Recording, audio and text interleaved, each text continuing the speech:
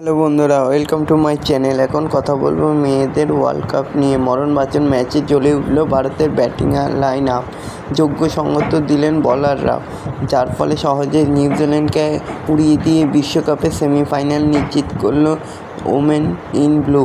তো বন্ধুরা, এরকমই সব খেলার খবর প্রতিনিয়ত জানতে হলে চ্যানেলটিকে অতি শীঘ্রই লাইক, কমেন্ট, সাবস্ক্রাইব করতে ভুলো না। আর প্রচুর পরিমাণে শেয়ার করে দাও, যাতে আমার 4000 ঘন্টা ওয়াচ টাইম খুব শীঘ্রই পূর্ণ হয়ে যায়। আর ভিডিওটাকে ভাইরাল করে দাও। তো বন্ধুরা, ওমেন ক্রিকেটে মেয়েরা নিউজিল্যান্ডকে হারিয়ে চতুর্থ দল হিসাবে মহিলাদের একদিনের বিশ্বকাপে সেমিফাইনালে উঠল ভারত।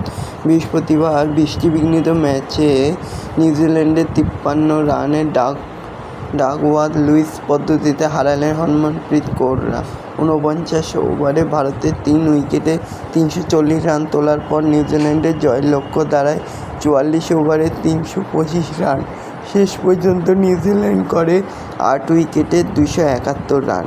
তো বন্ধুরা, এরকমই সব খেলার খবর প্রতিনিয়ত জানতে হলে চ্যানেলটিকে অতি শীঘ্রই লাইক, কমেন্ট, সাবস্ক্রাইব করতে ভুলো না। তো বন্ধুরা, ওই দিন টস জিতে প্রথমে ভারতকে ব্যাট করতে পাঠায় নিউজিল্যান্ড। পরপর 3 ম্যাচে হারার পর এই ম্যাচে ঘুরে দাঁড়ানোটাই ভারতের পক্ষে খুবই প্রয়োজন ছিল। তাই ব্যাটিং শক্তিশালী করতে কোরের জায়গায় জেমিমা রড্রিগেজকে ফেরানো হয়। সেই ম্যাচে শুরু থেকেই ঝড় তোলেন ওপেনিং জুটি স্মৃতি ও প্রীতিকা। তবে দুজনের মধ্যে স্মৃতি অনেকটা বেশি আগ্রাসী ছিলেন। তুলনায় প্রীতিকার রানের গতি খানিক কম ছিল। শেষ পর্যন্ত 109 রান করেন স্মৃতি মন্দনা। বৃষ্টির কারণে ওভার সংখ্যা এবং টার্গেট দুটোই কমে যায় নিউজিল্যান্ডের।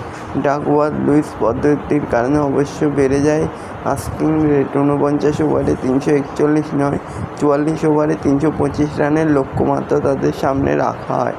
আর তারপরে শুরুতে সুজি পেটার্সকে একে ফেরান ক্রান্তি গোল তুলে মারতে গিয়ে কভার পয়েন্টে ক্যাচ দিয়ে আউট হন তিনি। 50-এর ঘরে কিউরা আরও বেশি খেলতে পারেনি। 45 ওভারেরও কম সময়ে 350-এর কাছাকাছি রান তুলতে হলে স্কোরিং গিয়ারকে আরও দ্রুততম করার দরকার ছিল। হয়তো পরিকল্পনা ছিল ম্যাচটা ছোট করে এনে রানের গতি বাড়ানোর, কিন্তু তা হয়নি।